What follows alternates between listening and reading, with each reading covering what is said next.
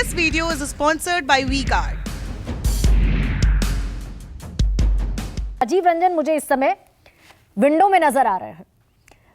तो राजीव, मध्य प्रदेश, छत्तीसगढ़ और राजस्थान तीनों का मोर्चा आपने संभाला, वोटर के बीच गए, वोटर से पूछा मन में क्या है। तो वोटर के मन में राजस्थान, मध्य प्रदेश, छत्तीसगढ़ में क्या दिखा? हमें क्या दिखेगा 3 दिसंबर को?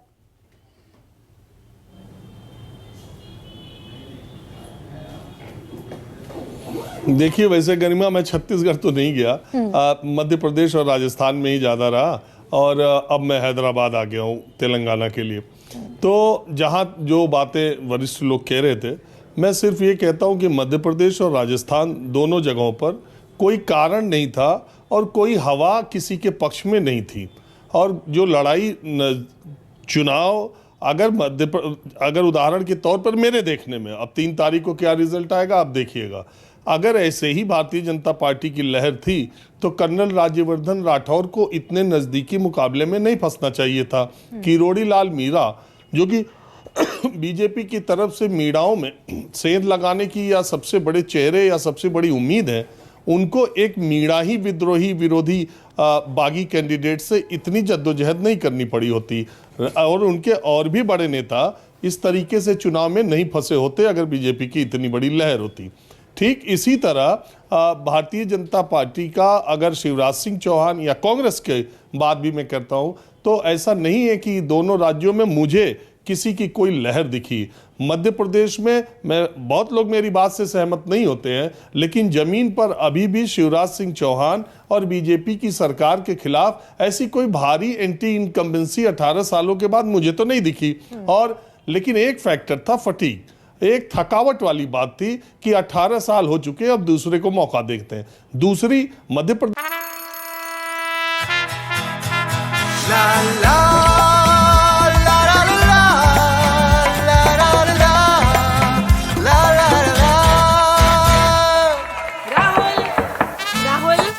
तन के साथ मन को जगाओ वी-गार्ड वाटर हीटर्स के संग। वी-गार्ड देश में जो बड़ी चीज मुझे दिखाई दी वो 30 साल से नीचे के युवाओं का एक आक्रोश था, क्योंकि पिछले 15-16 वर्षों में वहाँ नौकरियों को लेकर के सरकार पर बड़े सवाल उठे।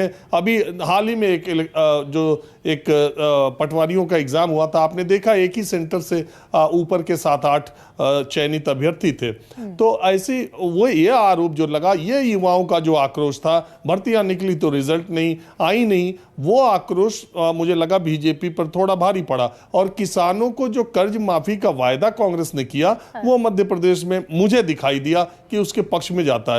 कांग्रेस की ऐसी कोई लहर नहीं है, न दिखी जमीन पर। 3 दिसंबर को आप देखिएगा, अगर कांग्रेस की जी कैरी ऑन, मध्य प्रदेश में कांग्रेस को एज है। अगर कांग्रेस की सरकार आती भी है अगर, तो वह ऐसे बहुमत से नहीं आएगी जिसमें आपको लगे कि ये बहुत प्रचंड बहुमत है। ठीक इसी तरह से राजस्थान में भी जो देखने में मिला है, बीजेपी की इतनी सीटें नहीं आने जा रही। अगर सरकार बनती भी है तो आपको लगे कि बहुत प्रचंड लहर है और कांग्रेस या गहलोत वाइप आउट हो गए। अभी देखिए, बहुत हद तक लोगों को अभी ये भी यकीन है। एक इंटरेस्टिंग बात, राजस्थान के बीजेपी और कांग्रेस दोनों के जो नज़दीकी या सूत्र जिनको हम कहते हैं, वो कहते हैं कि अगर बीजेपी को थिन मेजॉरिटी रही 100-110 के आसपास, तो वसुंधरा राजे ही सीएम बनेगी। और अगर कहीं 85 तक कांग्रेस पहुंच गई और निर्दलियों की संख्या 15-20 के आसपास हुई, तो अशोक गहलोत अपना जादू चलाकर फिर इन्हीं दोनों में से कोई मुख्यमंत्री बनेगा। राजस्थान के लोग ऐसी बात कहते हैं। तो कुल मिलाकर के मेरा सिर्फ ये कहना है कि कहीं कोई लहर किसी पार्टी की नहीं चल रही थी राजस्थान। लेकिन मैं बड़ा कॉन्क्रीट अगर राजीव पूछूं आपसे कि राजस्थान में अशोक गहलोत या फिर बीजेपी?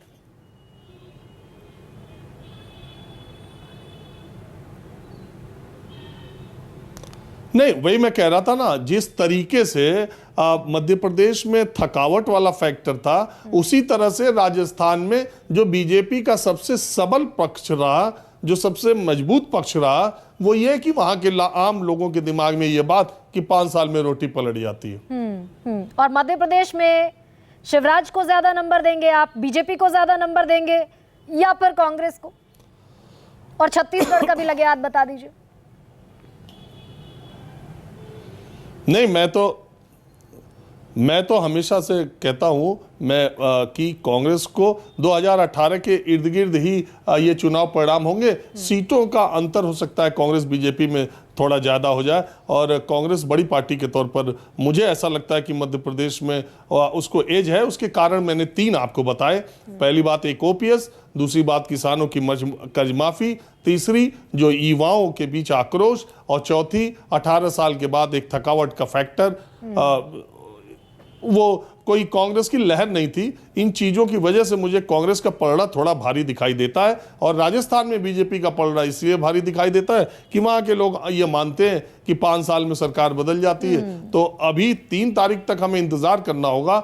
दोनों मुख्यमंत्रियों ने अपनी लोक लुभावन योजनाओं से इस चुनाव को एक तरह से सस्पेंस, अगर आप कहें तो, बनाने में वो कामयाब रहे। मैंने यही कहा राजीव शुरुआत में कि इस बार का चुनाव दिलचस्प भी है, पेचीदा भी है और मुख्तलिफ भी है।